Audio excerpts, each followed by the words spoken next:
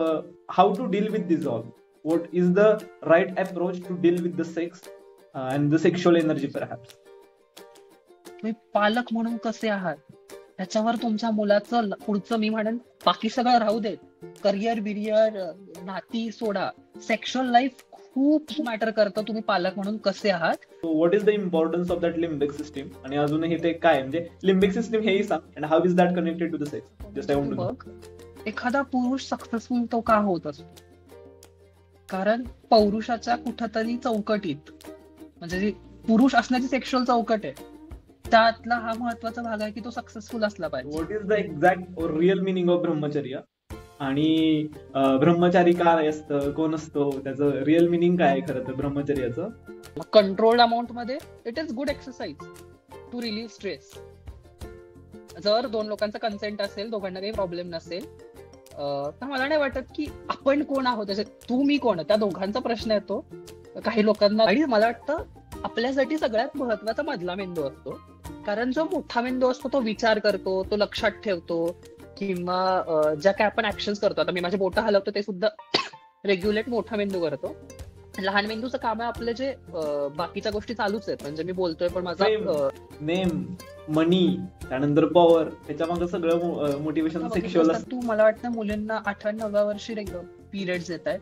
हो, खूप. मी जेवढं बघतोय तेवढ्यात लाईफस्टाईल चेंजेस कारणीभूत आहेतच, पण आपण त्याला प्रकृतीचं रेग्युलेशन पण असं नाव देऊ शकतो की बऱ्याच जणींना हॉर्मोनल प्रॉब्लेम्स आहेत, PCOS, आता गर्भधारणा करू शकत नाहीयेत.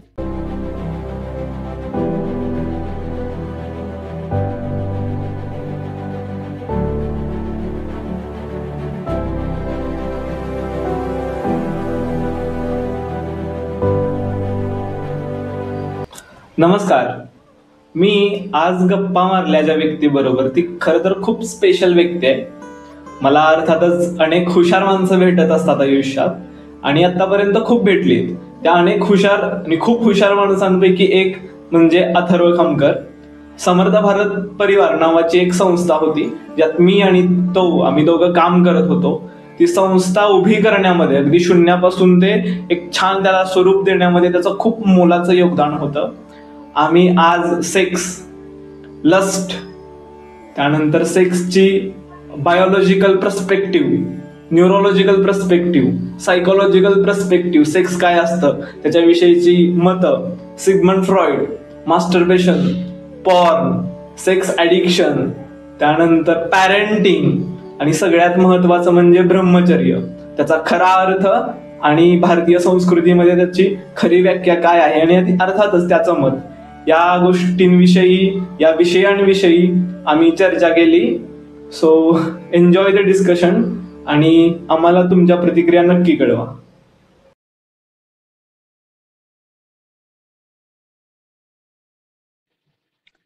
Okay, so we are starting. We are meeting again, I would say. मागच्या वेळी बीजेच्या इलेक्ट्रिशियन आणि इलेक्ट्रिक गोष्टी काही अडथळ्यांमुळे ते पोस्टपोन करावं लागलं, आज बोलतोय. But let's start with the same topic perhaps, which people may get attracted towards this topic very easily: sex, lust and all the things, right? Yes. So म्हणजे माझी खात्री आहे, टू बी व्हेरी ऑनेस्ट, आतापर्यंत जेवढे views आहेत ना आमच्या इतर व्हिडिओज ना, त्याच्यापेक्षा मे बी तिप्पट व्ह्यूज ह्याला असणार आहेत. त्याची दोन कारण आहेत. एक तर दुसरी गोष्ट म्हणजे सेक्स, द टॉपिक, किंवा लस्ट हा topic. So let's start with the first question की व्हॉट इज लस्ट? लस्ट नेमकं काय आहे? ओके, मी भारतीय फिलॉसॉफीतला जो टर्म आहे लस्ट साठीची ती वापरू इच्छितो, ज्याला आपण काम म्हणतो. म्हणजे आपल्याकडे 6 षड्रिपू सांगितलेत, त्यातला सगळ्यात पहिला षड्रिपू काम म्हणलंय. आणि आयरिणी सांगतो प्रणय तुला, षड्रिपू मध्ये पण काम आहे आणि जे 4 पुरुषार्थ सांगितलेत त्यात पण काम आहे. म्हणजे एकाच वेळी एखादी गोष्ट, रिपू म्हणजे शत्रू आणि एका वेळी लाईफ मध्ये काहीतरी जे अचीव्ह करायच्या 4 गोष्टी आहेत त्यातली एक गोष्ट, असं कसं? हे जर इंथुझियास्टिकली किंवा क्युरियस तर कळतं की हॅलो, माझा आवाज येतोय? हा, आता आला. थोडासा लॅग झालेला, पण प्लीज गो ऑन. तुझा आवाज येत नाही, तू म्यूट आहे. सॉरी, थोडासा लॅग झालेला, but yes, please go on. Okay, तर दोन्ही ठिकाणी म्हणजे एक तर त्याला रिपू म्हणलंय, रिपू म्हणजे शत्रू म्हणलंय, आणि दुसऱ्या बाजूला तीच गोष्ट तुम्हाला लाईफ टाईम अचीव करायची आहे, ज्या 4 गोष्टी आहेत मिनिमम अचीवमेंट, त्या 4 गोष्टींमधलं एक मांडलंय. तर इट्स व्हेरी इंटरेस्टिंग की ह्या गोष्टीला आपण रिपू म्हणू शकतो का. मी पण मागच्या वेळी पण सांगितलेलं की जर तू मानवाच्या वंशशास्त्राचा अभ्यास केलास, अँथ्रोपॉलॉजीचा अभ्यास केला, किंवा सामान्य भाषेत जर तुम्ही हे वाचलं असेल आपलं युवाल ह्याचं पुस्तक, सेपियन. सॉरी, सेपियन्स वाचलं असेल, तर त्यातनं पण एक गोष्ट माहितीये की माणसाला जगायला किंवा त्याचं जातीचं म्हणजे स्पिसीजच आहे आपण, म्हणजे कोणी वेगळे नाही आहोत, आपण एक प्राण्याची स्पिसीज आहे. आपलं अस्तित्व कायम ठेवायला ज्या गोष्टींनी मदत केली, ज्याला आपण सर्व्हायव्हल इन्स्टिंक्ट म्हणतो, म्हणजे तगून राहण्यासाठी ज्या गोष्टी महत्वाच्या होत्या, त्यातली एक होती सेक्स, काम. आणि मला वाटतं की ही गोष्ट म्हणजे या गोष्टीनं जरी रिपू म्हटलं गेलं असलं, तर या कुठलीच गोष्ट आपण रिपू म्हणू शकत नाही, कारण या भावना आहेत, हे इमोशन्स आहेत, हे काळे किंवा पांढरे नाही असू शकत. आपल्याकडं बहुतांश म्हणजे जे पण लोक फिलॉसॉफी मांडतात, किंवा भारतीय लोकांचा एकूणच समज आहे की प्रत्येक गोष्टीत ते डायकोटॉमी असते. म्हणजे they want to divide things polarly. म्हणजे एकतर त्यांना पांढरं हवं असतं किंवा काळं हवं असतं. आणि त्याचप्रमाणे ते या इमोशनला सुद्धा असं करू बघतात की नाही, ही गोष्ट पूर्णच वाईट आहे, त्यामुळे ही शत्रू आहे माणसाची, आणि ही गोष्ट खूप चांगली आहे, ही ही भावना चांगली आहे. पण भावना काळी किंवा पांढरी नसते. इट्स मोर लाईक अ पाणी. पाणी ज्या भांड्यात टाकतो त्या भांड्याचा आकार घेतं, तशी भावना असते. आपण आपल्यात जी भावना ज्या प्रकारे घेतो, जी ज्या वेळी ज्या प्रकारे बाहेर पडते, किंवा ज्या इंटेन्शननी ती मला वाटतं तयार होते, ते इंटेन्शन महत्वाचं असतं, रादर दॅन की हे काय आहे, काय म्हणतात त्याचा, भावना काळी आहे का पांढरी. त्यामुळं मला असं वाटतं की लस्ट किंवा काम ही भावना याचा विचार करताना ती बेसिक इन्स्टिंक्ट आहे. जर लस्ट नसतं, काम नसतं, सेक्स नसतं, तर मनुष्य जात राहिली नसती, जगली नसती. आणि आधी कोणी असं अडवायला गेलं नव्हतं. मग मला नाही वाटत की गुहेत राहणाऱ्या माणसाला कोणी तेव्हा काय म्हणतात त्याला, नीती शिक्षण, नैतिक शिक्षणाचे धडे दिले असतील तेव्हा. ते दिले नाहीत म्हणून आपण मानव म्हणून एवढे प्रपोगेट होतोय. किंवा काही काही स्पिसीज अशा आहेत की ज्या सेक्स करू न शकल्यामुळे एक्सटिंक्ट झाल्या. त्यामुळे कामभावनेला म्हणजे एक तुम्हाला जर आता तेव्हा त्या दिवशी विषय निघालेला लिम्बिक सिस्टीमचा, आठवत असेल तुला, तर जे बेसिक इन्स्टिंक्ट असतात माणसाचे, ते इन्स्टिंक्टच तिथून येतात की हा आपल्याला सर्व्हाइव्ह करायचं, म्हणून आपल्याकडं ती गोष्ट. त्यामुळं सेक्स किंवा काम ही भावना आपण नाकारू शकत नाही, ती खूप महत्वाची असते. आणि नॉट जस्ट स्पिसीज हे करायला, आपण त्या प्राणी पातळीवरून पुढे आलोय, पण दोन व्यक्तींमधला आंतर संबंध जो असतो, किंवा काय म्हणतात, एक सॅनिटी ठेवायला, म्हणजे माणसाला वेंट आउटचं काही लोक माध्यम मानतात सेक्सला, पण माणसाला सॅनिटी म्हणजे जी बेसिक गोष्ट आहे रे, म्हणजे आपण धर्माधर्माचा आता बराच उहापोह चाललेला असतो की धर्म म्हणजे काय. तर गीतेतली एक व्याख्या धर्माची की एखाद्या व्यक्तीशी नियत असणारा गुण, एखाद्या वस्तूशी नियत असणारा गुण. तर त्यातली भावना हा मनुष्याचा नियत गुण आहे, आणि त्यातली सेक्स, काम ही भावना सुद्धा तो नियत गुण आहे. काम आहोत म्हणून आपण मनुष्य आहोत.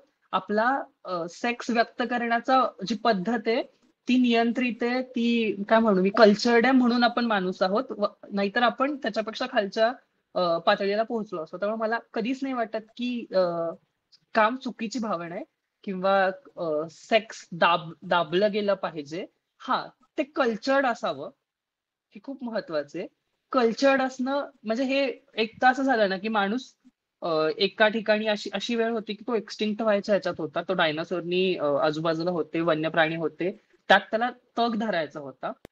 ती परिस्थिती आता राहिली नाही. जेव्हा माणसाच्या आयुष्यात स्थैर्य आलं, त्यानंतर त्यानं इनोव्हेशन्सचा विचार करायला सुरुवात केली, त्यानं शेती केली, त्या गोष्टींनी आणखी स्थैर्य आलं, आणि त्यानंतर तो सिव्हिलायझेशनकडे वळला. तर जशी सिव्हिलायझेशन मोठी होते, तसं काही गोष्टींना आपण लॉजिकली, प्रॅक्टिकली बघायला शिकतो, आणि त्या प्रॅक्टिकली बघण्यात सेक्सला नीतिमत्तेची चौकट बसली. आणि पुढं म्हणजे नीतिमत्तेची चौकट बसली इथपर्यंत ठीक होतं, पण पुढं जाऊन सिव्हिल ज्या सोसायटीला कंट्रोलसाठी सेक्सचा वापर केला कारण तू जर विचार केलास तर पॅट्रियार्की जी होती, आता असू शकतात बरेच मतभेद. जर पॅट्रियार्कीला एका गोष्टीचा खूप जास्त धोका होता असं मला वाटतं, तो म्हणजे ओपन सेक्स किंवा त्या काळची डिवाइड करणारी जी व्यवस्था होती, त्या काळी जी सरंजामी व्यवस्था होती, त्याचा मूळ असं होतं की माणसांमधला भेद. जर माणूस ओपनली सेक्स करायला लागला किंवा जर त्याच्या सेक्सवर कुठले निर्बंध नाही घातले गेले, तर असं होऊ शकत होतं की जी व्यवस्था उभी केलेली माणसांमध्ये स्तर निर्माण करून, ती व्यवस्थाच कोसळली असती. जर मुक्त संभोग झाला असता, जर कुठल्या वेगळ्या जातीच्या माणसाने वेगळ्या जातीच्या माणसाबरोबर, वेगळ्या वर्णाच्या माणसाने वेगळ्या वर्णाच्या माणसाबरोबर केला असता, तर ती समाजात दरी निर्माण करणारी वेगवेगळे भाग पाडणारी व्यवस्थाच राहिली नसतील. त्यामुळं ह्या सेक्सला टॅबू बनवलं गेलं, बाऊ बनवलं गेलं, की एखाद्या गोष्टीला जेव्हा आपण बाऊ बनवतो, आता देवाचा पण जो टॅबू बनलाय, बाऊ झालाय कर्मकांडांचा, की असं नाही केलं तर हे होतं, असं नाही केलं तर ते होतं, तसं सेक्सचं पण झालं की नाही नाही, सेक्स म्हणजे सगळ्यात मोठं पाप. तू खून कर, मारामाऱ्या कर, ठीक आहे, पण सेक्स नाही करायचं. तर ह्या टॅबू मधून सेक्स बद्दल आज जी भारतीय समाजात ही आली आहे, तर मी असं म्हणत नाही की ते पूर्णपणे आपल्याकडून आलंय. आपल्यावर बरीच आक्रमणं झाली, त्या बऱ्याच राजवटींच्या खाली होतो, त्यांचा धर्मविचार, त्यांचे तत्कालीन राजवटींच्या तिथल्या त्या राजकारण्यांचे विचार, ह्या सगळ्याचा पकडा बनून आता आपण असं पॉइंटला आलोय की आपल्याकडे अजून सेक्सला खूप टॅबू टॅबू मानलं जातं. तर मला ते पूर्णतः पटत नाही, कारण ती एक शरीरातून आतून आलेली उर्मी असते, ती भावना आहे. आणि भावना कधी काळी किंवा पांढरी नाही असू शकत. भावना भावना असते, त्याचं कसं प्रकटीकरण होतं त्याच्यावरती डिपेंड करते ती काळी का पांढरी. ओके, बट मला हे विचारायचं आहे की ह्याच्या मुळाशी गेलो आपण तर असं वाटतं की ते ऍज अ डिस्ट्रॅक्शन म्हणून बघितलं जातं लस्टकडं. अगेन तू पुरुषार्थ म्हटलास, धर्म, अर्थ, काम आणि मोक्ष. आणि मोक्ष. पण पहिल्यांदा धर्मच ठेवला त्यांनी, नंतर अर्थ, नंतर काम. म्हणजे ती मे बी ती तशा पद्धतीनं तो सिक्वेन्स ठेवला गेला. त्यानंतर तू रिपूंचं म्हटलं तर त्याच्यात त्यांनी ठेवलं. बट वाय रिपू, म्हणजे का ठेवलं गेलं असावं ह्याला रिपूंमध्ये? अर्थात तू ते एक्सप्लेन केलंस, but what would be the reason? अर्थातच तुझे म्हणलास ना की पेट्रॅर्की, त्याला तो धोका होता. लग्न व्यवस्था ही मला वाटतं तिथूनच आली आहे. ओपन सेक्स नको, you will have just one perhaps, असं काहीतरी. So why it is, why do we actually give the negative connotations to these okay. Lust? किंवा का बघितलं जातं त्याच्याकडं घाण नजरेने, किंवा वाईट आहे वगैरे, किंवा डिस्ट्रॅक्शन आहे वगैरे वगैरे असं? बघ, पहिला मुद्दा असतो सगळ्यात महत्वाचा मुद्दा मला वाटतो भावनांच्या बाबतीत, की तुला म्हणलं मगाशी मी, ते प्रकटीकरण कसं होतं हे खूप महत्वाचं असतं. आणि भावना आपण नियंत्रित नाही करत, त्या रेग्युलेट करतो. आपण त्यांच्यावर कंट्रोल नाही करत. तर बऱ्याचदा असं होतं की तू रागीट एखादी व्यक्ती बघितली असशील, जिला कळत नाही कुठं राग व्यक्त करावा, कसा राग व्यक्त करावा, ती फटकन काहीतरी बोलून जाते किंवा ती रागाच्या भरात काहीतरी पाऊल उचलते. असंच सेम ह्या भावनेच्या बाबतीत सुद्धा होऊ शकतं. पण ही खूप फिअरसम भावना आहे, कारण मला वाटतं की आपल्याकडं सेक्सला खूप प्रायव्हेट समजलं जातं, आणि ते समजलं गेलं पाहिजे, कारण दोन माणसांची ती खूप आपण म्हणतो ना, एक त्यांची स्वतःची स्पेस आहे. हा, दिसताना पण वाईट दिसेल ना, वाईट उद्या दिसेल. रस्त्यावर करत बसतंय. म्हणजे अगेन सार्कॅझम किंवा किडिंग, बट हम्म. अगेन जे तू म्हणलास कल्चर्ड केलं आपण, ते that is the part of culture. Yes, please go on. पण मला हे आता तुला आपल्याकडनं माझं पण हेच मत आहे की रस्त्यावर कसं दिसेल आपल्याला.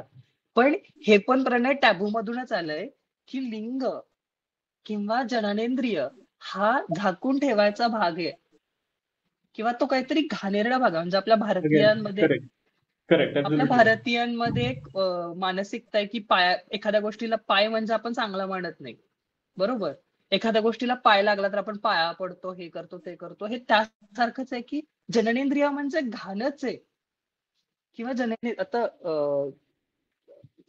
आपण जर भारतीय काय म्हणू, उपासनेचा इतिहास बघितला, तर आपली सगळी उपासना शेवटी फिरून लिंग आणि योनीवर येते.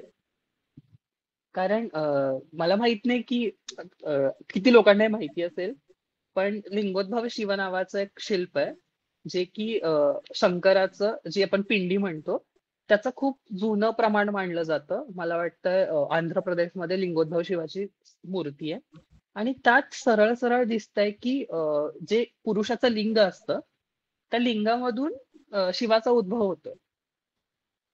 तर कधीतरी आपण एवढे सिव्हिलाइज कल्चरल होतो प्रणय, की ह्या गोष्टीला आपण काय म्हणू, ऍक्सेप्ट केलेलं आज जगण्याची पद्धत. किंवा आज पण, आता मी अजून 2-3 उदाहरणं देईन.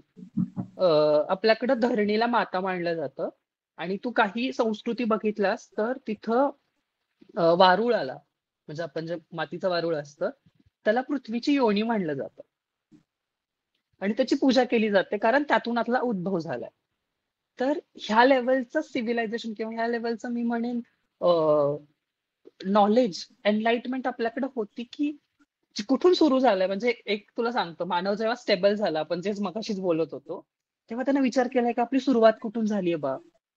तो विचार करता करता तो या मुद्द्यापर्यंत पोहोचला, की हा, आपण जन्माला येतो ते एका 2 पेशींपासून येतो, आणि त्यामुळं त्याचं प्रदर्शन, त्याचं पूजन किंवा त्याची उपासना ही पूर्वीपासून चालू झाली, नॉर्मलाइज करणं. पण नंतर नंतर हे खूप वाढत गेलं, की टॅबू असं म्हणले. आता मला पण वाटतं की कोणी रस्त्यावर करत असेल डोळ्यासमोर, आपल्याला नाही चांगलं वाटणार. ते ऑफकोर्स नाही चांगलं वाटणार. नाही, मला अर्थात ते चांगलं नाही वाटणार आत्ताच्या ह्याला. पण जर तू जंगल किंवा ह्यातल्या गोष्टी बघितल्यास की ट्रायबल्स कम्युनिटी आहे, मे बी असं असू शकतं अर्थातच काही त्याला. मी तरी टॅबू नाही म्हणणार आहे. उदाहरणार्थ की अर्थातच जर मी एक मॉडर्न निघालाय, FC रोड, JM रोड, म्हणजे लिटरली जी गोष्ट आता कायद्यांनी बंदी आहे त्याच्यावरती कलम लागलं जातं वगैरे वगैरे, एवढं आपण त्याला ते करून ठेवलंय. हम्म, हम्म. आणि जसं लहान मुलं असतं ना, त्याला म्हटलं की तिकडे जाऊ नकोस, विस्तव आहे. आपलं मन सुद्धा तेच आहे, क्युरियस असतं, नको म्हटलं की तेच करतं काइंड ऑफ. सो ते टॅबू लावल्यामुळे तर एवढं हाईप झालंय त्या गोष्टींचे की we don't even ready to talk about it. So really that's absolutely right. आणि जे तू उदाहरण दिलीस ना, दॅट्स व्हेरी मच करेक्ट, की ते खूप घाण झालंय. म्हणजे एक बुद्धांचं उदाहरण आहे. बुद्ध बसलेले आणि एक डाकू, काही चोर मागं लागलेले एका महिलेच्या, आणि ध्यान करत बसलेले, आणि समोरून महिला गेली. ओके, पळत गेली, आणि ते डाकू आले आणि विचारलं की इकडून एक स्त्री जाताना पाहिली का. तर ते म्हटले स्त्री होती का माहिती नाही, कोणीतरी गेलं. तो लिंग जिथं संपतं ना, की कोण आहे वा. हे बघायचं येत नाही, की ओके स्त्री आहे का पुरुष आहे, मनुष्य आहे पहिल्यांदा. हम्म, तर मे बी हम्म. ती होती खरं गोष्ट. तर. ते कॉन्शियसनेस होतं आपलं, किंवा ती पातळी होती. सध्या आपण कलम लावलेत. Please go on. तर पण तुला मगाशी बोलताना म्हणलं की मी, भावना प्रगट कशी होतीये, इमोशन एक्सप्रेस कसं होतं, खूप महत्वाचं असतं. काम महत्वाचं म्हणून असं नाही करणार की जर दुसऱ्याचा कन्सेंट नसेल आणि मी त्याच्याबरोबर माझी कामभावना व्यक्त करीन, ते चुकीचं आहे. आणि तुला जसं सांगितलं की बाकीच्या भावनाचं जे डॅमेज असतं, म्हणजे रागाचं डॅमेज असेल, ते लोकांना ऍक्सेप्टेबल होतं. पण जर कामभावना एखाद्याची इतकी उद्दीपित झाली की ती खूप जास्त पब्लिक झालं, आणि ते पब्लिकली होतंय किंवा लोकांच्या समोर होतंय, किंवा त्याचे इल इफेक्ट इतके जास्त होते की कामभावनेला डिस्ट्रॅक्शन मानलं गेलं. आणि दुसरी गोष्ट, आता मी माझ्या फील्डच्या ह्याच्यानुसार सांगतो, की हॉर्मोन्स, प्रत्येक गोष्टीचं ठराविक काम असतं. अगदी साध्या भाषेत, साध्या मेडिकल सायन्समध्ये समजून सांगतो मी. आपल्या शरीरातला जो भाग जास्त चालत असतो, त्या भागात रक्तपुरवठा जास्त होतो. म्हणजे जर दुपारी तू भात वगैरे खाऊन बसलास, तर सगळं रक्त पोटात जातं आणि दुपारी झोप येते. हे तसंच आहे, जेव्हा तू एखाद्या गोष्टीत, आता हॉर्मोन्स कुठला सिक्रेट होणार, तर ते तुझे पुरुषाचे जननेंद्रिय किंवा स्त्रियांचे जननेंद्रिय आहेत, तिथून सिक्रेट होणार. तिथल्या सेल्सचं रेग्युलेशन करायला इतका जास्त प्रमाणात ब्लड तिकडे जातं की कधी कधी असं होऊ शकतं की डिस्ट्रॅक्शन होऊ शकतात, लक्ष लागू शकत नाही. आणि जे हॉर्मोन्स आहेत, टेस्टोस्टेरॉन, एस्ट्रोजन आहेत, हे हॉर्मोन्स म्हणजे जे जे हॉर्मोन्स एखाद्या, आपल्याला एक दोन सिस्टीम असतात, एक सिम्पथॅटिक आणि पॅरासिम्पथॅटिक. ती पॅरासिम्पथॅटिक सिस्टीम आहे ती उद्दीपित करत असते शरीराला, म्हणजे हार्ट रेट वाढवते, अलर्टनेस वाढवते, म्हणजे एकदम कॉन्शियस करते माणसाला, श्वास वाढतो, शरीरातलं रक्त वाढतं. आणि ह्या त्या कॅटेगरी मधले हॉर्मोन्स आहेत हे टेस्टोस्टेरॉन किंवा जे बाकीचे पण एंड्रोफिन्स वगैरे आहेत ते. तर त्यामुळे काय होतं की जी पॅरासिम्पथॅटिक नर्वस सिस्टीम असते ती माणसाला काम नाही करू शकत. ती फ्लाईट और फाईट साठी, म्हणजे तुला पटकन काहीतरी करायचंय, तुझ्यावर काहीतरी संकट आलंय ना, तर तुला काहीतरी ऍक्शन घ्यायची, हे सांगणारी सिस्टीम आहे. जर त्या टाईपचे हॉर्मोन तुझ्या बॉडीमध्ये सिक्रेट करत राहिले तर तुला, जे म्हणतो ना माणूस स्टेबल आहे, माणूस विचार करतोय, हा विचार करण्याचा जी स्थिती असते ती नाही माणसाला अचीव्ह करतायत, कारण त्याचे हॉर्मोन इम्बॅलन्स्ड आहेत. त्यामुळे असं पूर्वीपासून मांडलं गेलं असावं की सेक्स म्हणजे डिस्ट्रॅक्शन असतं. असू शकतं, कारण ते शारीरिक आहे. तुझं हॉर्मोन्स जेव्हा बाहेर पडणार आहेत शरीरातून, जे रक्तात मिसळणार आहेत, तेव्हा तुझा मेंदू जागृत होणार आहे, तुझ्या मेंदूत ते विचार येणार आहेत आणि तू एखाद्या गोष्टीकडे, एखाद्या कामाकडे लक्ष नाही हे करू शकत. आणि विच इज नॉर्मल.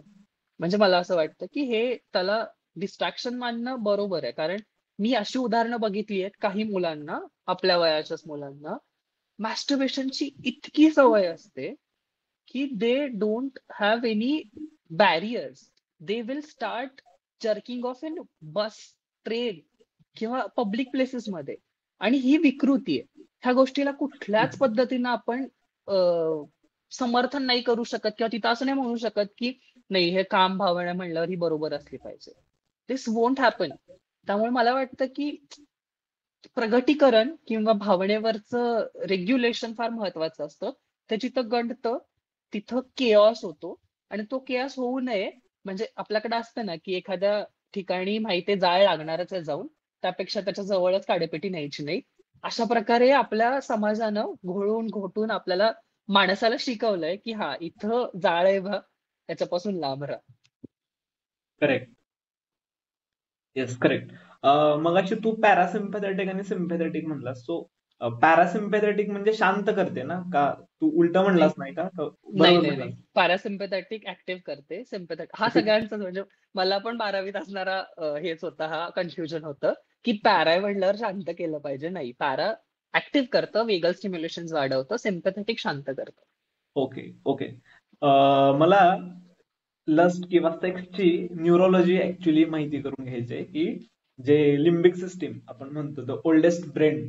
ओके, की ब्रेन मधला सगळ्यात ओल्डेस्ट पार्ट, त्याचं इव्होल्युशन मध्ये काय महत्व होतं आणि आपण कसं इव्हॉल्व्ह झालो, अर्थात सेक्स, त्यानंतर त्यातनं मिळणारं द सुपर डोपामिन स्पाइक, त्यानंतर ते हवं हवं हे सगळं वाटणाऱ्या गोष्टी, तो कुठेतरी त्याचं त्यात लपलंय. So what is the importance of that limbic system, आणि अजूनही ते काय म्हणजे लिम्बिक सिस्टीम हेही सांग, and how is that connected to the sex. Just I want to know, okay. Please. आता लिम्बिक सिस्टीम म्हणजे काय, आपल्या मेंदूचे दोन भाग सगळ्यांना माहिती आहेत, मोस्टली माहिती आहे, छोटा मेंदू, मोठा मेंदू. त्या मोठ्या मेंदूतल्या आणि छोटा मेंदू यांना जोडणारा जो भाग असतो त्याला मिड ब्रेन म्हणतो, मधला मेंदू. आणि मला वाटतं आपल्यासाठी सगळ्यात महत्वाचा मधला मेंदू असतो, कारण जो मोठा मेंदू असतो तो विचार करतो, तो लक्षात ठेवतो, किंवा ज्या काय आपण ऍक्शन्स करतो, आता मी माझे बोटं हलवतो ते सुद्धा रेग्युलेट मोठा मेंदू करतो.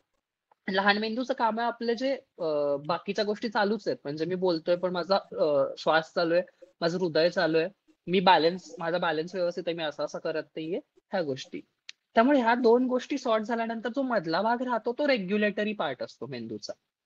आणि तो का महत्वाचा, कारण तू जसं सांगितलंस लिम्बिक सिस्टीम म्हणजे एक असं कुठला ऑर्गन नाहीये, तर ते छोट्या छोट्या छोट्या 3-4 अवयव आहेत. म्हणजे थॅलॅमसचा पण भाग त्याच्यात आहे, काही भाग त्याचा हिप्पोकॅम्पसचा आहे, अमॅगडेलाचा आहे, असे काही अवयव आहेत आणि ते एकत्र येऊन एक मेंदूचा असा काय म्हणतात त्याला, असा छोटासा भाग बनवतात. आणि समोटी तो सारखं. भाग आपल्या सगळ्या भावनांना नियंत्रित करतो. आणि तो भाग कुठं असतो, आपल्या डोळ्यांच्या किंवा कान आणि डोळ्यांच्या मधला जो भाग आहे त्याच्या थोडासा मागच्या बाजूला, जर तू अनॅटॉमी बघितलीस. त्यामुळं आम्ही मेडिकल सायन्समध्ये त्याला सीट ऑफ सोल म्हणतो, ओके. आत्म्याची जागा. तर त्याला सीट ऑफ सोल म्हणतात. कधी कधी ह्याला पण म्हणतात, आपल्या पिनियलला पण म्हणतात. तो जो सेलाटर्सिका असतो त्याला, किंवा जो विचार केंद्र आहे मेंदूचं, म्हणजे आपण विचार करतो की माझं मन कुठंतरी आहे, तर मन कुठेतरी इथून, असं काही जण म्हणतात की इथून होतं. का होतं, कारण जर तू बघितलंस तर सगळ्यात पहिल्यांदा तुझ्या डोळ्यांना आपले जे पंचेंद्रिय आहेत, बाहेरचे इंद्रिय आहेत, त्यांच्याकडून आपल्याला पहिल्यांदा स्टिम्युलस येतात. स्टिम्युलस म्हणजे आपण काय म्हणू त्याला, बाह्य प्रेरणा येतात आतल्या बाजूला. आणि त्या प्रेरणा आपल्या मोठ्या मेंदूत जातात, कारण तिथं त्यांचे एरियाज असतात. म्हणजे समजा माझ्या डोळ्यांना काहीतरी दिसतंय, तर ते काय दिसतंय हे समजायचं माझं काम करतं. तो एक डोक्याचा मागचा भाग आहे तिथं करतं, किंवा वास येतोय तो काय येतोय तर तो चेक करतं, कानावर ऐकू काय येतंय तर ते चेक करतं.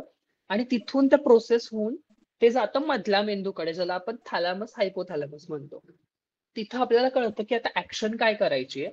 ते ठरल्यानंतर ते ऍक्शनला प्रवृत्त करणारे जे की तू सांगितलं होतं, एक तो उदाहरण दिलंस, डोपामिन आहे, ॲड्रेनलिन आहे, नॉर ॲड्रेनलिन आहे. असे जे छोटे छोटे न्यूक्लियस असतात त्या मधल्या मेंदूमध्ये, तिथून ते सिक्रेट करतात आणि त्यानुसार ऍक्शन्स होतात. आता लिम्बिक सिस्टीम काय करते, समजा माझ्या डोळ्यांना उद्वेपित करणारं काहीतरी दिसतंय, म्हणजे मला सेक्शुअली अराउज करणारं किंवा माझ्या इमोशन्सना हलवणारं माझ्या डोळ्यांना काहीतरी दिसतंय, माझ्या कानांना काहीतरी ऐकू आलंय, किंवा मला कशाचा तरी सुगंध आलाय, तर तो माझ्यातली ती भावना हे करतो का. आता लिम्बिक सिस्टीम मध्ये पण प्रत्येक गोष्टीचे वेगवेगळे एरिया असतात. म्हणजे असं नाहीये की सगळं एकाच ठिकाणी आहे. राग नियंत्रित राग आणणारा वेगळा भाग आहे, प्रेम खूप वाटतं तो वेगळा भाग आहे, किंवा बाकीचे जे इमोशन्स येतात, आता लस्टी वाटणं किंवा कामभावना उद्दीपित करणारे काही भाग आहेत, ते हा. बघितल्यानंतर ते त्यांचे हे सोडतात, संप्रेरक जे हॉर्मोन्स आहेत ती ते स्वतःच्या सिस्टीम मधून ते बाहेर टाकतात. आणि ती संप्रेरक तुझ्या वर पण जातात, मोठ्या मेंदूत पण जातात, शरीरभर पण जातात. मोठ्या मेंदूकडून परत तुझ्या जननेंद्रियांना सिग्नल जातो की हा बाबा ह्याला असं असं वाटतंय, त्यामुळं तुला त्या वाटण्याबरोबर तुला इस्ट्रोजन किंवा प्रोजेस्टेरॉन किंवा टेस्टोस्टेरॉनचं सिक्रेशन आता करायचंय, तुला एन्डॉर्फिनचं सिक्रेशन आता करायचंय. त्यामुळे त्याला हवा हवा तो म्हणलंस डोपामिनचा शॉट मिळतो, किंवा बाकीचे पण हॉर्मोन्स आहेत जे डज म्हणतो आपण त्या हॉर्मोन्सला. त्यात हे पण आहे, अ, अ, तुझं डोपामिन आहेच, पण बाकीचे पण हॉर्मोन एन्डॉर्फिन्स येतात, सेरोटोनिन येतात, सेरोटोनिन पण महत्वाचं हॉर्मोन आहे. किंवा आपलं हे ऑक्सिटोसिन आणि ऑक्सिटोसिन पण आहे, डज मध्ये आहे. तर हे कॉर्टिसॉल. सगळे, हो. कॉर्टिसॉल नाही म्हणता येणार, कारण cortisol is more of a flight and freight hormone. Correct. ते डज मध्ये नाही आपण वापरत. पण कॉर्टिसॉलचं एक तुला एक खूप अशी कॉम्प्लेक्स अशी ही आहे, म्हणजे हा ह्याच्यावर काम करतोय, हा ह्याच्यावर काम करतोय, हा ह्याच्यावर इंटरलिंक्ड. काम करतो. खूप इंटरलिंक्ड संस्था आहे. म्हणजे काही म्हणजे जर तू कॉर्टिसॉल बघितलं तर ऍड्रेनलचं फंक्शन असतं, तर ऍड्रेनलचा काही भाग सेक्स हॉर्मोन पण प्रोड्यूस करतो, त्याला अँड्रोजन्स म्हणतात. तर इट्स अ व्हेरी कॉम्प्लिकेटेड. पण ह्याचं बेसिक काय होतं की कुठेतरी इनहिबिशन असतं ह्याला. ते इनहिबिशन कुठून येतं, तर आपला जो कॉग्निटिव्ह भाग आहे, म्हणजे सरासर विचार करण्याची जी क्षमता असते आपला मोठा मेंदू, ज्याला कॉर्टेक्स म्हणतो, त्यातला काही भाग असतो तो विचार करतो की बाबा मला सेक्सची फिलिंग येते, मला कामभावना येते, पण आत्ता ही वेळ आहे का. मग त्यासाठी तो स्पेशियल ऑर्गनायझेशन करतो, जे की मेंदूच्या टेम्परल लोबचं काम आहे, की मी कुठे आहे हे त्याला कळतं. त्याला हे कळतं की माझ्यासमोर कुठले व्यक्ती आहेत, त्यांच्यासमोर मी करू शकतो का. किंवा एक मेंदूचा भाग असतो ज्याला कळतं की पुढचा माणूस तयार आहे का माझ्यासोबत सेक्स करायला, तो व्हर्बली होय म्हणलाय का मला. आणि इथं सगळी गोम आहे. जर माणसाचं कॉग्नेटिव्ह फंक्शन खराब असतील, सरासर विचार करण्याची क्षमता संपलेली असेल, तर त्या माणसाला आपण सेक्शुअल परवर्ट म्हणतो. ही माणसं पुढे जाऊन रेप करतात. आणि इथं सगळ्यात महत्वाचा रोल असतो संस्कारांचा किंवा विचारांचा. म्हणजे एखादी गोष्ट प्राण्यासारखी नाही करू शकत तू, मी का नाही करू शकत, कारण मी म्हणत नाही तुझ्यावर किंवा माझ्यावर किंवा व्यक्तीच्या एखाद्या व्यक्तीवर संस्कार झालेत. मी म्हणतो माणसाच्या डीएनए वर ते इतक्या पिढ्यांपासून संस्कार होत आहेत, कसं वागलं गेलं पाहिजे. आणि त्यामुळं मला वाटतं हे शारीरिक समतोलासोबतच जो सोशल रेस्ट्रिक्शन्स आहेत किंवा सोशल कन्स्ट्रेंट आहेत, किंवा समाजात कसं वागायचं ह्याची जी मूलभूत जाणीव आहे, ती माणसात विचारांनीच पेरली जाऊ शकते. आणि त्यामुळे तसा विचार करता येणं, किंवा आता ह्यात पॅरेंटिंगचा खूप मोठा रोल आहे, आपल्या मुलाला तसा विचार करायला शिकवणं, किंवा आपल्या स्वतःचं व्यक्तिमत्व घडवताना तशा विचारांनी गुंफून घेणं, हे खूप महत्वाचं असतं. कारण तो सोशल कन्स्टेंट नाहीसा झाला ना, तर माणूस परवर्ट बनतो आणि मग सेक्स वाईट बनतं. सेक्स तेव्हा मग लोकांना जागा मिळते की सेक्सला टॅबू म्हणायला, सेक्स वाईट आहे म्हणायला. करेक्ट. सो व्हेरी इम्पॉर्टंट, कारण ते hormones you must not derive by the only hormones, because there are something cognitive function किंवा जे आपण सतत विवेक म्हणतो तो तिथून येतो, किंवा या यू एक्सप्लेन इट व्हेरी वेल. मला हे पुढचं विचारायचं आहे की people call it as a need, sexual need वगैरे, पण माझी नीडची डेफिनेशन अशी असते की अन्न, निवारा, निवारा पण ठीक आहे, अन्न, पाणी, हवा, ह्या जर गोष्टी नाही मिळाल्या तर मरेल माणूस. Hmm, but if hmm. One person will not get sex then he will not die. So why it is called as a need? म्हणजे खरंच म्हणणं गरजेचं आहे का? ह्या गरजेला गरज म्हणणं गरजेचं आहे का? आणि त्याबद्दल काय सांगशील? अं, मला एक गोष्ट फक्त त्याच्यात ऍड करायला, तुझं होतं अन्न, वस्त्र, निवारा, आणि चौथं मला वाटतं समाजातली मान्यता, ऍक्सेप्ट होणं, ओके. किंवा समाजात कोणीतरी असणं, स्वतःचं अस्तित्व दुसऱ्यांकडून, म्हणजे खूप ही कॉन्शियसनेसची वेगळी पातळी आहे की स्वतःचं अस्तित्व स्वतःला माहिती आणि दुसऱ्यांचा फरक पडत नाहीये.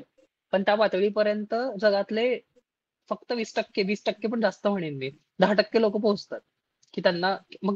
आणि ते असे जे म्हणतात ना की नाही मला फरक नाही पडत, मला कोणी काय म्हणणार नाही, नाही ही पण एक डायव्हर्जन आहे. नाही, तसं तर नाही, तसं नाही. मला हे म्हणायचं होतं की हे शरीर जिवंत राहण्यासाठी जी गरज असते ती, मला असं म्हणायचं होतं की अन्न, वस्त्र, वस्त्र, निवारा, निवारा, हवा, पाणी. पाणी. ओके, ह्या 4-5 ज्या गरजा म्हणू शकतो. बट जर सेक्स समजा एखाद्या व्यक्तीला नाही मिळालं तर तो मरणार नाही असं मला वाटतं, पण हम्म, तरीही हम्म, याला लोक गरज असं म्हणतात. आणि अर्थातच ते तू एक्सप्लेन कर की why it is need a social, I would say, identification, की हम्म. किंवा सोशल आयडेंटिटी, एक्झिस्टन्शियल आयडेंटिटी, की okay who are you exactly, which is very important right now. पण प्लीज एक्सप्लेन दॅट ऑल्सो. पण ह्याला का गरज म्हणली जाते? जर शरीर माझं तसंही सस्टेन राहणार असेल तर वाय इट इज कॉल्ड, आणि खरंच म्हणणं गरजेचं आहे का ह्याला गरज? म्हणजे शरीराची, तुला मी सांगतो आता, म्हणजे मला हे शब्द खूप फसवे वाटतात, शरीराची गरज आहे वगैरे. नाही, असं नसतं. It's a choice. It's always a choice. किंवा आता आपल्याकडे ना दमन केलं जातं, म्हणजे कामभावनेचं दमन केलं पाहिजे, काम भावना दाबली पाहिजे. ती दाबल्यानंतर ज्वालामुखीप्रमाणे फुटते, आणि तेव्हा लोकांकडे हे लटकं एक्सप्लेनेशन असतं की ती माझी गरज होती शरीराची म्हणून असं झालं माझ्याकडून. तर मला वाटतं ह्यातून हा ट्रेंड आला असावा की त्या गोष्टीला गरज म्हणणं. It's always a choice. You can survive without having sex. It's a very critical normal. आता अशी काही परिस्थिती आलेली नाहीये. तुला मला ह्यात एक ना खूप जेनेटिकली एक इम्प्रिंट केलेली गोष्ट मला वाटते बघ प्रणय. कारण तू जर हे बघितलंस, काय म्हणतात त्याला, तो ह्याची एक मजा सांगतो मी आता, जेनेटिक्स कसं काम करतं याचं एक उदाहरण देतो आणि मग आपल्याला समजायला सोपं पडेल.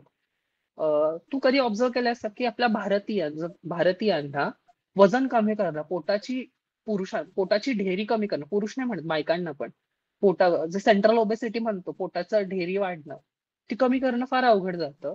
हो. दुसऱ्या बाजूला तू बघशील तर जे व्हाईट पॉप्युलेशन आहे त्यांच्यामध्ये लीन असण्याचं प्रमाण जास्त आहे. त्याचा कधी विचार खूप खोल जाऊन केला तर शास्त्रज्ञांना हे लक्षात आलं की भारतावर जेवढे दुष्काळ पडलेत, ज्या दुष्काळांमधून भारत सर्व्हाइव्ह झालाय, त्यानंतर भारतीय लोकांच्या जेनेटिकली असा चेंज झालाय की त्यांची बॉडी, त्यांचे जीन्स फॅट्स आहेत ते ओढून ठेवतं, ते लवकर सोडत नाही fats. Defence mechanism. So same happen to the imprint, की जी पहिल्यापासून आली आहे, जर सेक्स केलं नाही तर माझं घराणं चालणार नाही, सेक्स केलं नाही तर मानवजात चालणार नाही. यातून ही मानसिकता खूप जास्त प्रमाणात जेनेटिकली पण इम्प्रिंटेड असू शकते की सेक्स केलं पाहिजे, सेक्स केलं पाहिजे, सेक्स केलं पाहिजे. आणि तुझं आपलं शरीर पण कदाचित आपल्याला त्या गोष्टीसाठी पुश करत असेल. कारण जसे हॉर्मोन्स वाढतात तसं तुझं जे की सेंटर असतं घंटी वाजवण्याचं, की नाही आता मला भूक लागली आहे, आपल्याकडे एक सेंटर आहे हंगरचं, सटायटीचं सेंटर आहे, तसं हे एक सेंटर असतं की जे हॉर्मोन्सनी रेग्युलेट होतं. आणि मला वाटतं त्याच्या मागं जेनेटिक्स पण तितकंच, जे आता हे खूप लटकं एक्सप्लेनेशन होईल किंवा मला वाटतं हे खूप अनैतिक बोलणं होईल माझं, की पण असं असू शकतं.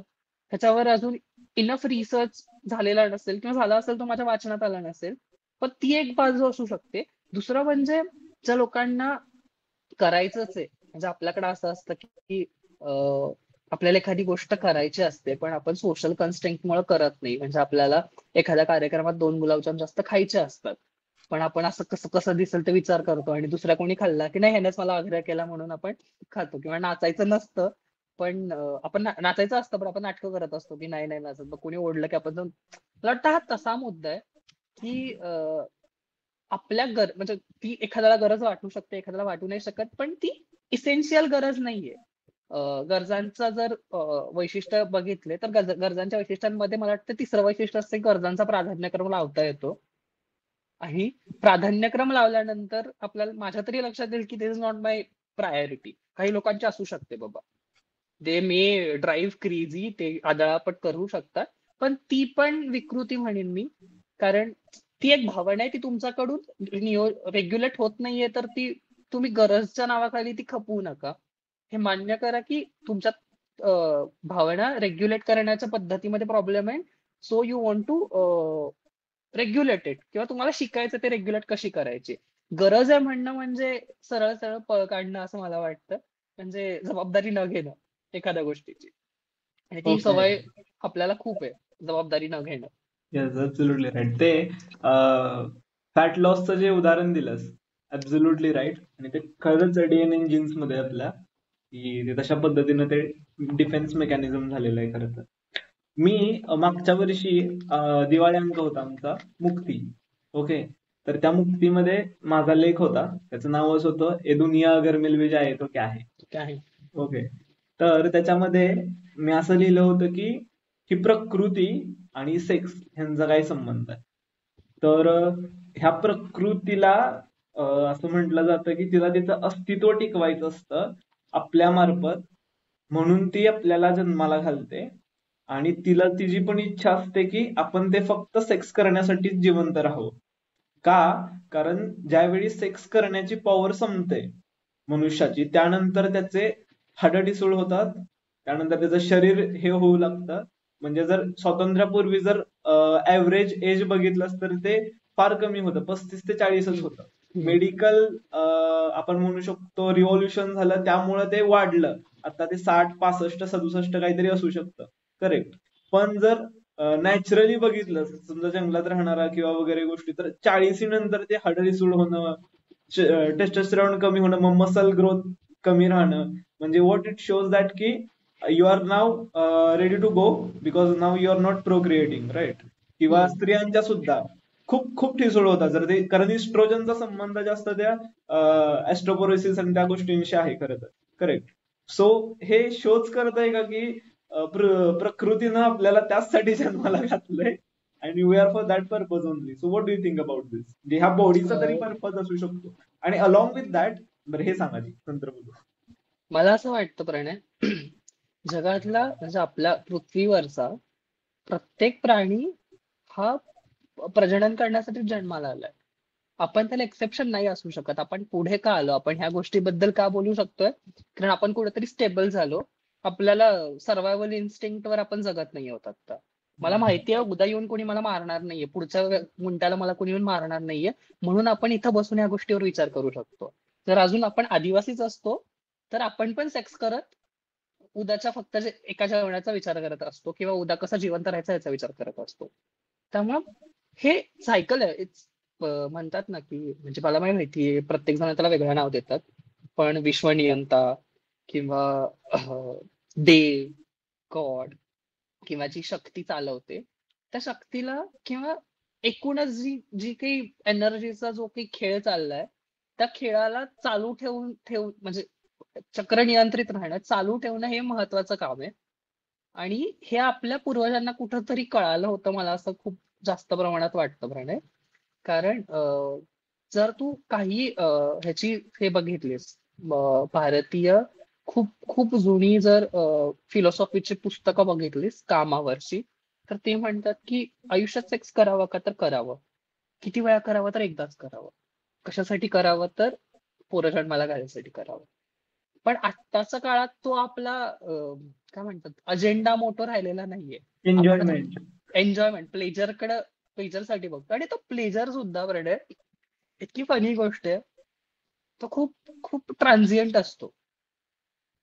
आणि आपल्याकडं ना म्हणजे छोट्या प्लेजरला खूप महत्व दिलं जातं. म्हणजे तो लॉंग लॉंग टर्मचा लोक विचार नाही करत. त्या छोट्या गोष्टीतून येणारा आनंद आहे त्या गोष्टीला फार महत्व दिलं जातं. विच इज ओके, कारण माहित नाहीये आपण उद्या किती जगणार आहे. Which is fine. पण जेव्हा आपण असं बसून ह्या गोष्टींचा उहापोह करायला लागतो की सेक्स इतकं महत्वाचं आहे का, किंवा खूप त्याला ब्रॉड दृष्टिकोनातून बघायला लागतो, तर आपल्याला हे कळतं की यार this is very small part of my life. मला आनंद देणाऱ्या बाकीच्या गोष्टी पण आहेत. त्यामुळे आता कल त्या गोष्टीचा बदलला, कारण आपण स्टेबल झालो. आपल्याला अशी गरज नाहीये. इव्हन एक लाईफस्टाईल आता नवीन आली आहे, त्याला काहीतरी मला वाटतं ढिकनिक ढिनिक काहीतरी म्हणतात, की पोरं जन्माला नाही घालायची. विच इज व्हेरी फाईन, की त्यांना कळालंय आता. अं, आपण जरी नाही प्रजनन केलं तरी आपल्या सारखे अनेक मानव आहेत जे मानवजात आता सुरक्षित ठेवणार आहेत, त्यांचं एक्सटेन्शन होणार नाहीये. त्यामुळं इट्स ऍब्सोल्युटली ऑल राईट की आता हे सुरू ठेवावं. आपण अं, संततीसाठी प्रजनन नाही करत आहोत, आपण प्लेजरसाठी प्रजनन करत आहोत.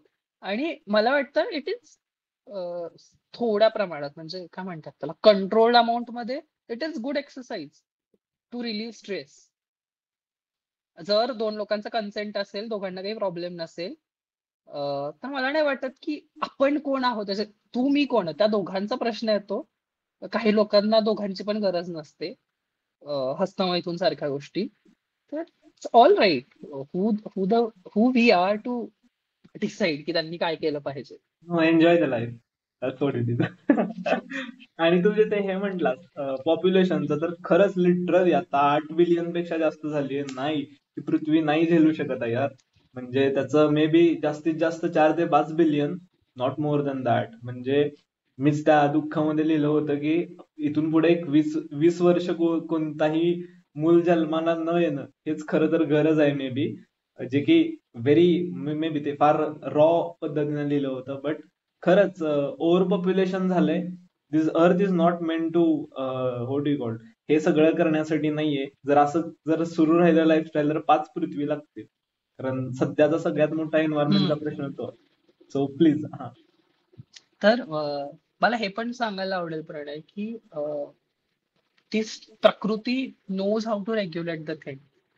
जर आता बघितलंस तर लग्नाची आता बघितलंस तर तू, मला वाटतं मुलींना 8व्या 9व्या वर्षी पिरियड्स येत आहेत.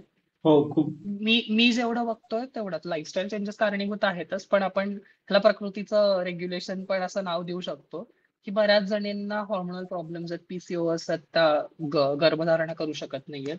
पुरुषांचा काय म्हणतात, एका वयानंतरचा जो किंवा आपल्या पण ह्याच्यामधला जो की लैंगिक आरोग्याबद्दलचा कल आहे किंवा लैंगिक आरोग्य आहे ते कमी होत चाललंय. ज्याला ऑलिगोस्पर्मिया झुस्पर्मिया म्हणतात, की शुक्राणू, खराब शुक्राणू म्हणेन मी, म्हणजे जे लागतात बेसिकली प्रजनन गर्भधारणेसाठी आवश्यक असतात, ते शुक्राणू, मला वाटतं तो तो पण बदल होतोय शरीरामध्ये पुरुषांचा पण.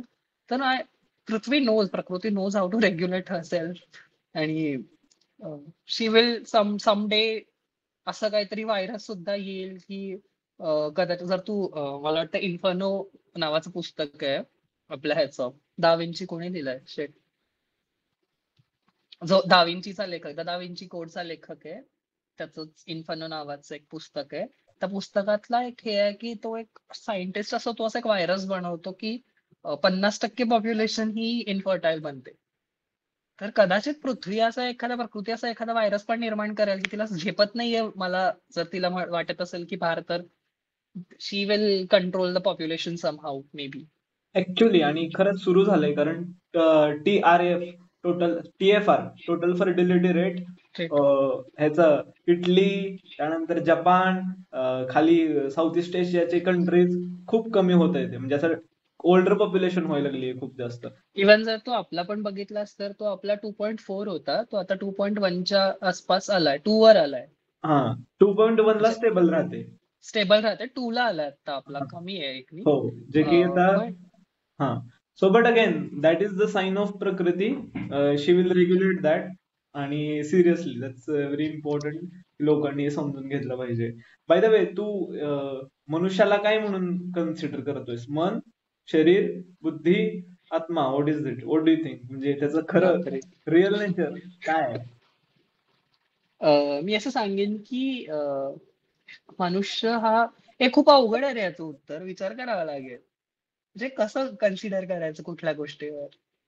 मी त्याला कॉन्शियस म्हणून समजतो. आता कॉन्शियसला शब्द प्रतिशब्द मराठीत काय असेल, किंवा त्याला चेतना. आत्मा म्हणू शकतो का, मन म्हणू चेतना. शकतो, हा चेतना म्हणू शकतो आपण. शुद्ध चेतना, त्याला आत्मा म्हणतात असं युजली हम्म. डेफिनेशन असतं त्याचे. ओके. तर मी त्याला कॉन्शियस एक समजतो मनुष्याला. कारण इतकं प्रगल्भ मेंदू पूर्ण प्राणी जगतात फक्त आपल्याला मिळालाय. त्याची आपल्याला थोडी ठेवली पाहिजे चाड. आणि त्यामुळे मी म्हणतो की आपण लाज एक पण. कॉन्शियस, लाज, त्यामुळे म्हणतो की आपण कॉन्शियसनेस आहोत आपण, मोर दॅन बाकी शरीर आणि बुद्धी आणि मन असायच्यात. तर मला वाटतं ते महत्वाचं आहे की तुम्हाला एवढे विचार करण्याची क्षमता मिळाली आहे, तर विचार करा. काय बरोबर आहे, काय चूक आहे, ह्याचे जे फिल्टर असतात ते मेंदूत बसवून घ्या, ते डेव्हलप करा आणि त्यानुसार वागा.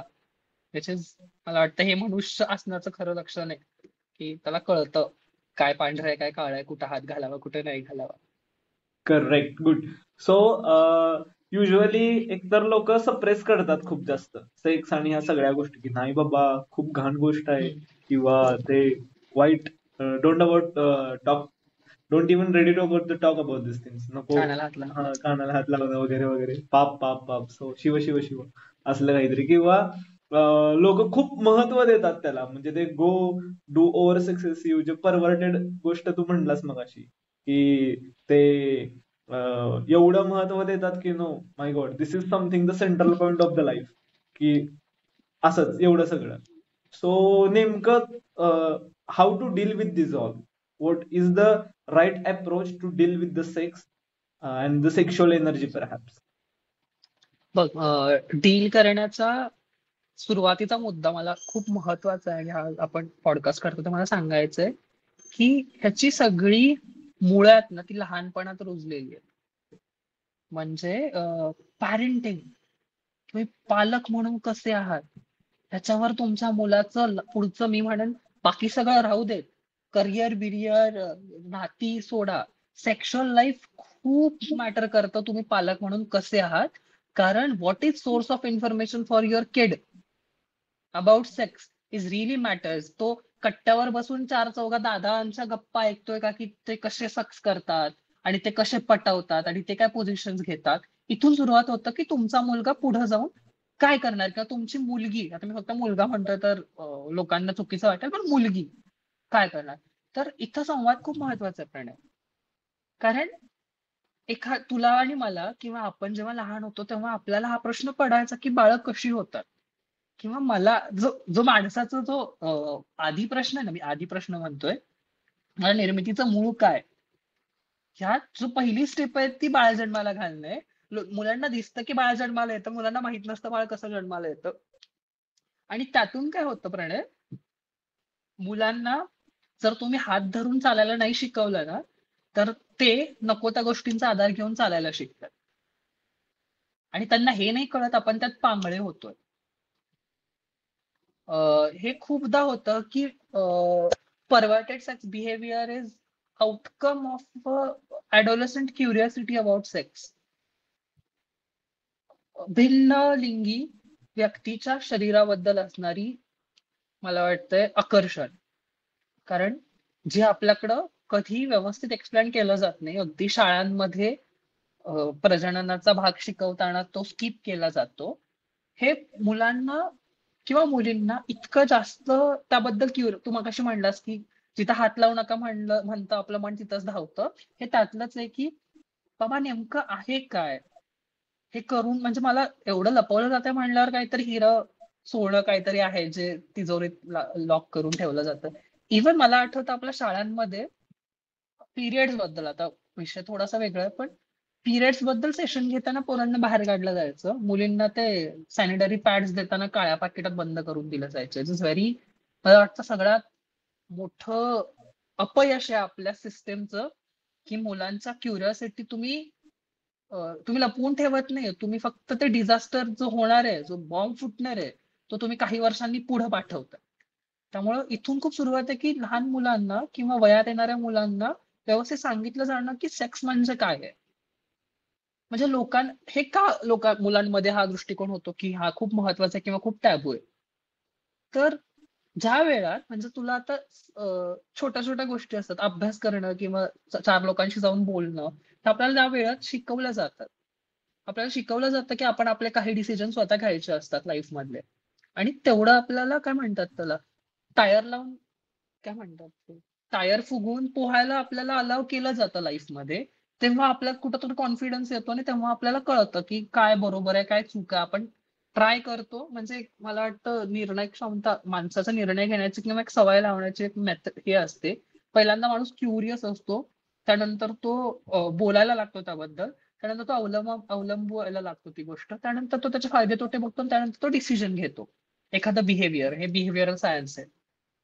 तर सेक्सच्या बाबतीत हेच आहे की आपण हे सगळं ग्राउंड देतच नाही त्यांना. आपल्याकडे त्याला सांगितलं जातं, सेक्स डायरेक्ट सांगतात पोराला की सेक्स कसं करतात.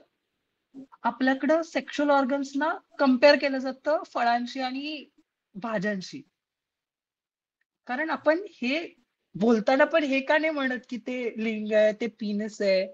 त्याला काहीतरी वेगळं बोलून त्याला डायव्हर्ट केलं जातं. आणि ह्या सगळ्यातून जी काही एक्सप्लोजिव्ह मतं बनतात मुलांची, किंवा जी परवर्टेड मतं बनतात, किंवा एकतर ते खूप पोलार मतं बनतात, एकतर खूपच लांबच राहायचं किंवा एकदम त्याच्या आहारी जायचं की मला एक्सप्लोर करून बघायचं बघायचं बघायचं.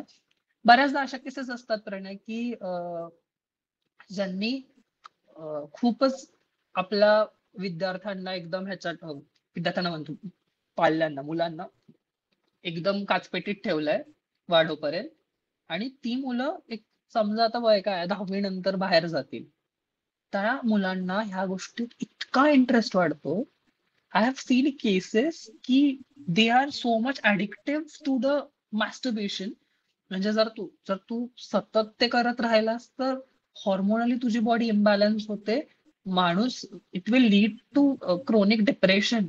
क्लिनिकल डिप्रेशनचे केसेस मी बघितलेत, बिकॉज ऑफ तो एकदम एक्सपोज झाला एखाद्या गोष्टीला आणि त्याला तो मारा सहन नाही झाला आणि ते खूप चुकीच्या पद्धतीने बाहेर पडला. त्यामुळे मला वाटतं की आता मी मुलंच नाही म्हणत, आपल्या लहान भावांची बहिणीची जे वयात येत आहेत, ज्यांच्या अवयवांची आता वाढ होतीये, ज्यांना भिन्नलिंगी शरीराबद्दल आकर्षण होतंय, त्यांच्याशी बोलणं हा रेग्युलेट करण्याचा फार महत्वाचा आहे. तो एक झालं. आणि जर वैयक्तिक पातळीवर म्हणशील तर करणं हा मला वाटतं सगळ्यावरचा उपाय वाटतो. जर तू विचार करू शकत असशील, तुला कळत असेल की हे बरोबर आहे चूक आहे, ह्याची गरज किती आहे नाही किती आहे, तर तू करू शकतोस. आणि याला हे पण देतात बघ काही.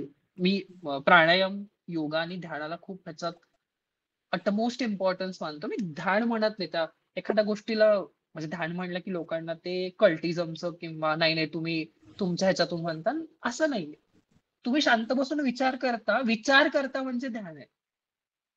मग ते तुम्ही करू शकताय का? तुम्हाला कळतायत का तुमच्या गरजा काय आहेत? किंवा गरज असेल तर त्याचा प्राधान्यक्रम लावता येतो का? हे कधी होईल जेव्हा वॉटर सरफेस स्थिर बनेल. आतून इतके रिपल्स आणि बुडबुड आहेत तर त्याला तुम्हाला विचार करता येणार नाही. तुम्हाला त्यासाठी त्या अवस्थेत गेलं पाहिजे. तुम्हाला चांगली पुस्तकं वाचली पाहिजेत. तुम्हाला चांगलं, आता पुस्तकं कोणी वाचत नाही मला नाही वाटत, की चांगले पॉडकास्ट ऐकले पाहिजेत, आय वुड से.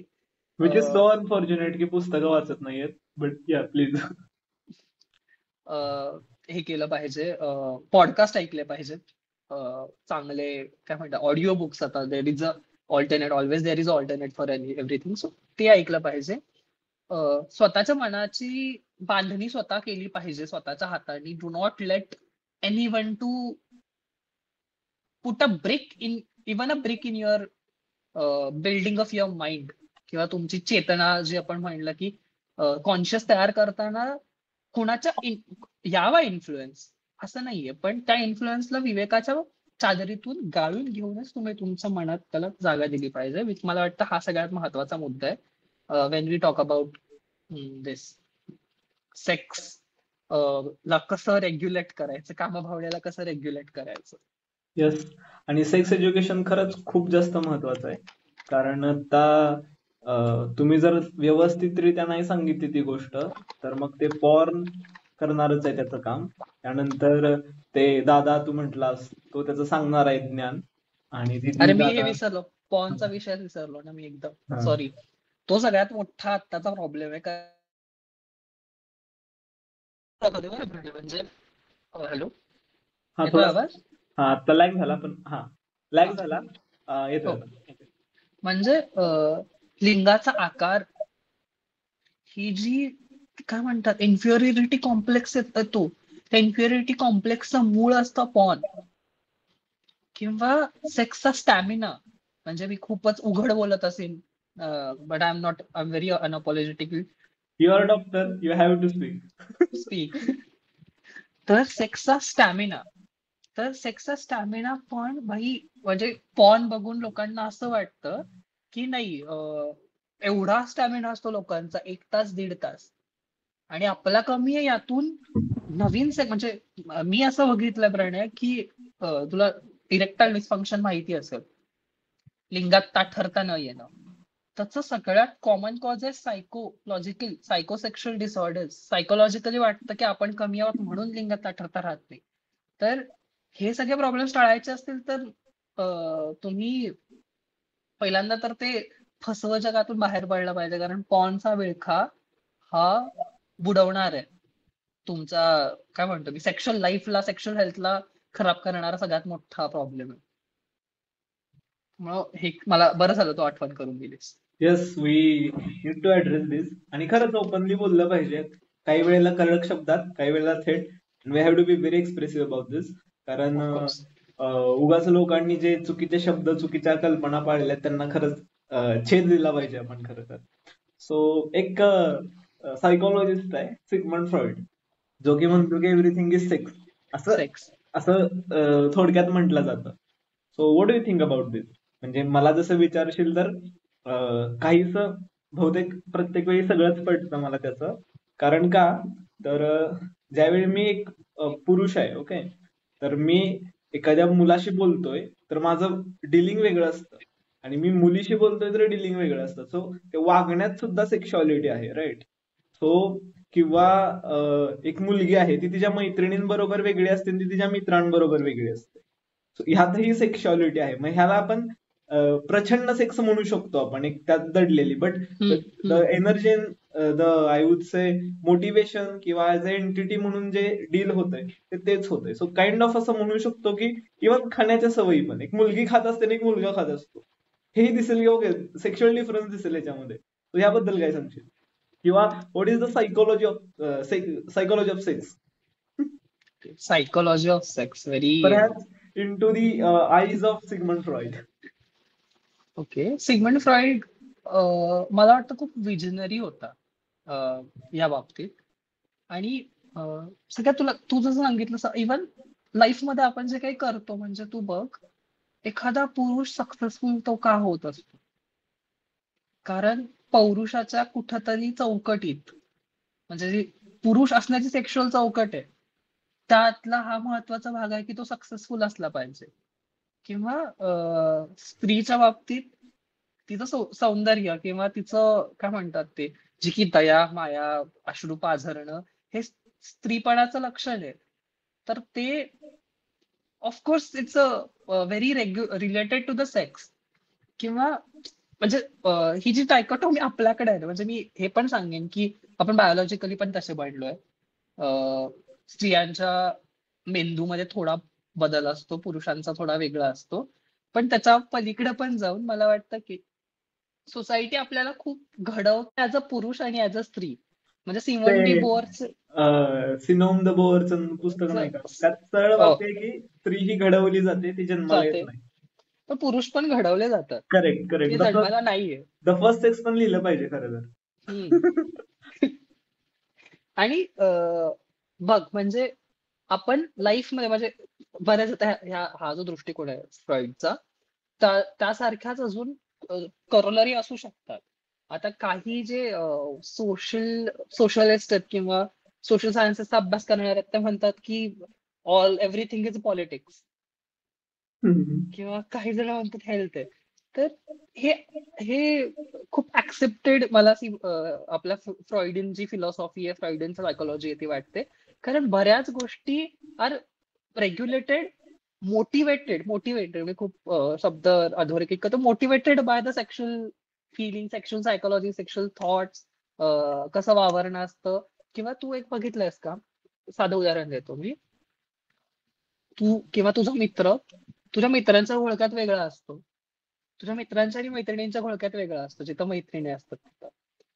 तर आपल्या मनाला शेप करणारी, आपल्या काय म्हणतात ऍक्टिव्हिटीज ना रोजच्या शेप करणारी गोष्ट आहे. मी चालताना कसा चालतो, मी बोलताना कसा बोलतो, ह्या गोष्टी पण फार मॅटर करतात. कारण त्यात सेक्शुअलिटी दडली आहे. कारण there is a assigned sex to me by the nature. आणि हे मेळ खाताय का मेळ नाही खाताय, ह्या स्वतःपेक्षा बाहेरच्यांना जास्त इंटरेस्ट असतो. म्हणून माणसाचं वागणं फार बदललेलं असतं तो विचार करून किंवा ती भावना घेऊन. त्यामुळे मला वाटतं हा पण एक खूप अभ्यास करण्याजोगा, पण त्याला बरेच लिमिटेशन्स पण आहेत म्हणेन मी. फ्रॉइडन सायकोलॉजी आहे, ग्रेट आहे, पण ऑफकोर्स त्याला लिमिटेशन्स आहेत. जर तू बघितलंस न्यूरोसायन्स वाईज, म्हणजे जे नर्वस सिस्टम आणि ब्रेन काम करतं, त्यात प्रत्येक ठिकाणी हे चालू शकत नाही.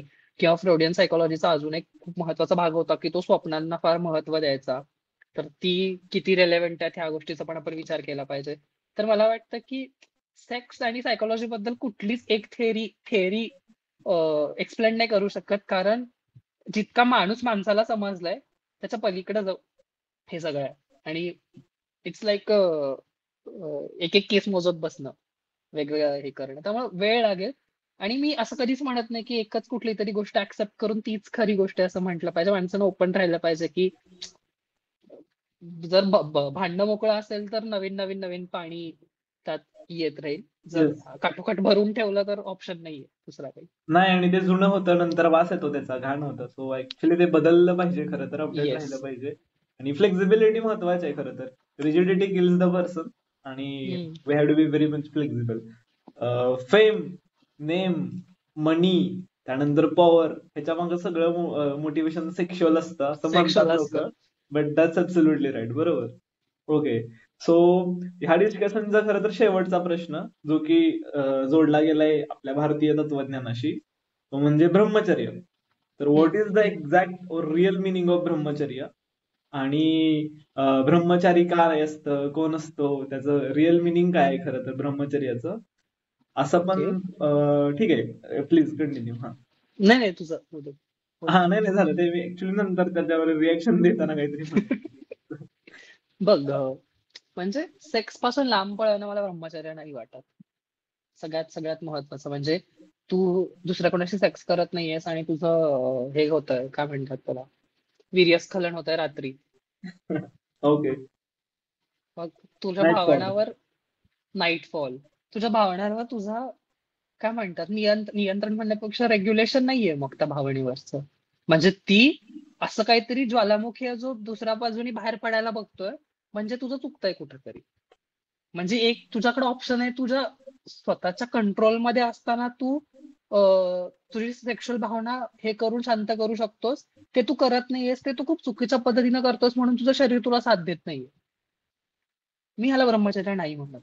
ब्रह्मचर्य म्हणजे काय, आपल्या मूळतः म्हणजे काय म्हणतात, जर आपण ह्यावर बोलतोस की एव्हरीथिंग इज सेक्स किंवा सेक्सच्या अराउंड आहे, तर त्या गोष्टींमधला आपला कंट्रोल, आपली इच्छा, आपला मोह, ह्या सगळ्या तारांमधून बाहेर पडलेल्या माणसाच्या डोक्यात हा विचारच येणार नाही किंवा तुला ही स्वप्नच पडणार नाहीत किंवा त्याचे body will be so much regulated की त्याचे हॉर्मोन्स त्याच्या कंट्रोलमध्ये असतील. मला हा हा मुद्दा खूप पुढे न्यावासा वाटतो वेन वी टॉक अबाउट ध्यान.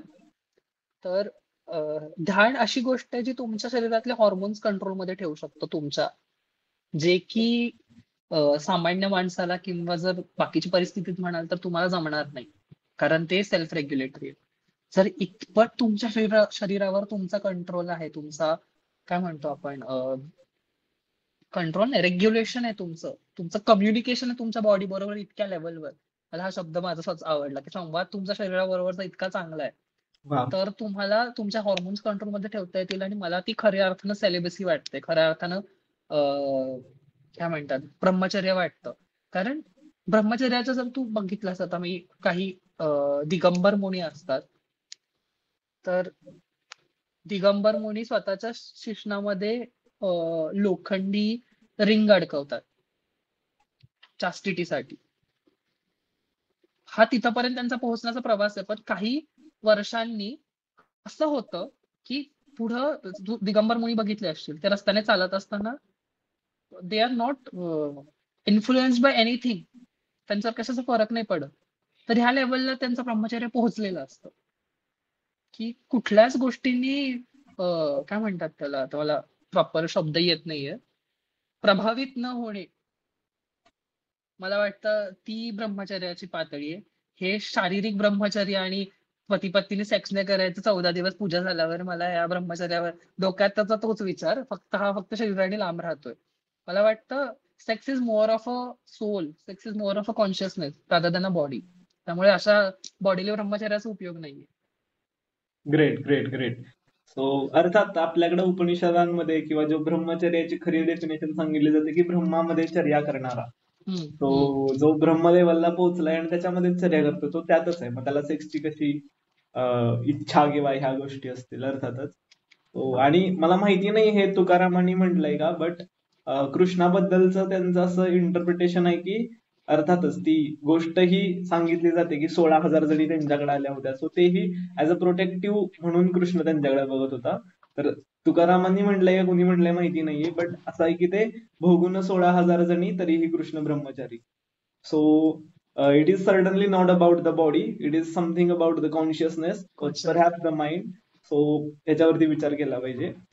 अजून एक छान गोष्ट आहे याबाबतची की दोन संन्यासी निघालेले असतात.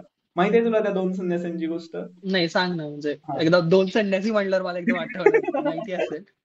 ओके. सो दोन संन्यासी निघालेले असतात, नदी क्रॉस करायची असते आणि एक सिनियर संन्यासी असतो आणि एक ज्युनियर संन्यासी असतो, करेक्ट? तर नदी क्रॉस करताना काय होतं की एक बाई असते तिथं, जी की पायाला लागलेलं असतं, त्यामुळे ती नदी क्रॉस नाही करू शकत. त्यामुळे तो सिनियर ती रिक्वेस्ट करते की मला पलीकडे सोडा. जायचंय, तर प्लीज सोडाल का? तर सिनियर सिनियर संन्यासी हातात हात घेतात आणि पाठीवरती घेतात, कारण पाणी खूप असतं आणि तिला सोडतात. तिला पलीकडे सोडतात नदीच्या आणि हे दोघं निघतात आश्रमाकडं. पण निघताना त्या ज्युनियर संन्यासीच्या मनात खूप असं प्रश्न येतात की हे कसं काय केलं, हाऊ इज दॅट पॉसिबल, किंवा हे कुठं अलाउड आहे आपल्याकडं की ब्रह्मचर्य संन्यास स्वीकारलाय, मग आता स्त्रियांचा स्पर्श ही Shiva Shiva Shiva kind of this thing. ते खूप घोळत असतात आणि रात्री झोपलेले असतात, बट ह्याला ते चैनच पडत नाही. मग रात्री उठून त्यांना उठवून म्हणतो की अहो महाराज, काइंड ऑफ म्हणत असेल काहीतरी, सर महाराज त्यावेळेचं काहीतरी, ते काय केलं तुम्ही तसं? तर एक छान वाक्य बोलतो तो संन्यासी, मी त्या स्त्रीला तिथंच पाठीवर वरून उतरलं, तू आतापर्यंत का घेऊन आलाय तिकडे? गाणं भेटतोस, बरोबर. So this is very great story की मला सांगायचं की it is not about the body, it is not about the वीर्य and all, it is about the something else. Perhaps it is about the ब्रह्म सत्य, it is about the Krishna, it is about the Ram. Perhaps yeah. त्याला अनेक नाव आहेत आणि त्याचा खरा अर्थ शोधला गेला पाहिजे अर्थातच. Yes. So it was really nice talking to you. खूप मजा आली, खूप छान डिस्कशन झालं, खरं तर खूप शिकता आलं आणि थँक्स फॉर युअर टाइम. आणि मला इथं बोलवलंस कारण दुसरं म्हणजे माझ्या फील्डच्या रिलेटेड सोडून दुसरं काहीतरी विचारलं, त्याबद्दल खूप आभार. कारण डॉक्टर म्हणला की अगदी कुठंही त्याला हेच प्रश्न विचारले जातात, अगदी कार्यक्रमात बाहेर कुठं गेल्यावर. तर तसं झालं नाही. आय एम व्हेरी माझा हात हॅपी. दुखतोय, काय करू? असेच काय करू, प्रश्न. कसं तरी होतंय, काय करू. ओके. तर आय एम व्हेरी हॅपी की त्या प्रश्न. आणि दुसरं म्हणजे अनसेन्सॉर्ड मला बोलू दिलंस ह्याबद्दल. कारण आजच्या सामाजिक आणि याच्या वातावरणात कुठल्याही गोष्टीने लोकांची हे दुखावल्या जाऊ शकतात, भावना. भावना अ, नावाची बाई घेऊन प्रत्येक जण बसलेला असतो. बसलंय त्यामुळं ते अगदी त्यामुळं थँक्यू त्याबद्दल मला बोलू दिलंस. आणि मजा आली, मला पण खूप मजा आली. मला जास्त कसं होतं, आपण जेव्हा बोलतो तेव्हा आपण जास्त एक्सप्लोअर करतो एखादी गोष्ट विथ अनदर, काय म्हणू, vision, perspective. Perspective. So I am very happy की I got that chance. Yes, आणि अनसेन्सर्ड तर मी स्वतःच आहे. So that's always. अच्छा, मला मला हे पण दाखवायचं होतं. या इव्हन आता प्लीज. हे किंगचं चित्र आहे, किस नावाचं. ओके. आणि हे हे अशी चित्र आपल्या भारतीय, मला वाटतंय चित्रकारांनी पण बरीच काढली असतील, पण ती काळाच्या ओघात किंवा टॅबूच्या नादात नष्ट झाली असतील. येस. कारण नाही राहिली बरोबर. जुनी किंवा अशी चित्र. तर मला वाटतंय आपण ते पण शोधलं पाहिजे की आपला भारतीय फिलॉसॉफी एक्सप्लोर कशी बघते, खरी भारतीय फिलॉसॉफी बरं, दॅट्स कुठल्या राईट. दॅट्स कुठल्या ॲब्सोल्युटली राईट. ह्यांनी इन्फ्लुअन्स झालेली नाही, कुठल्या मोटिव्हने इन्फ्लुअन्स झालेली नाही, जो खरी कोर काय म्हणतात नागडी विचारसरणी होती ती कशी होती त्याचा विचार केला गेला पाहिजे. खूप जास्त महत्वाचं आहे कारण going back to the Upanishad and Vedas are really important right now. Important कारण ते आपला खरा इतिहास आहे, ती खरी आपली फिलॉसॉफी आहे. Philosophy. Let's I would say explore that in our personal life also आणि इन सोशल लाईफ भविष्यात येईलच. सो आणि शेवट मी सांगेन म्हणजे yes. I am very influence by Dnyaneshwari. Great. So ओशॉनचं एक वाक्य आहे की on body level pleasure is opposed by pain, okay. on mind level happiness is opposed by unhappiness, and on the soul level joy is opposed by misery, but bliss is not opposed by anything. Bliss is not polar, don't have any polar opposite. So मला वाटतं माऊलींच्या जे कैवल्य नावाची concept आहे ज्ञानेश्वर माऊलींची, जर आपण सगळे त्या शोधात निघालो तर मला वाटतं की पार पडू, तरले जाऊ. तर सगळ्यांना त्या कैवल्यासाठी शुभेच्छा, जे ऐकतील वाचतील त्यांना. खूप छान. धन्यवाद.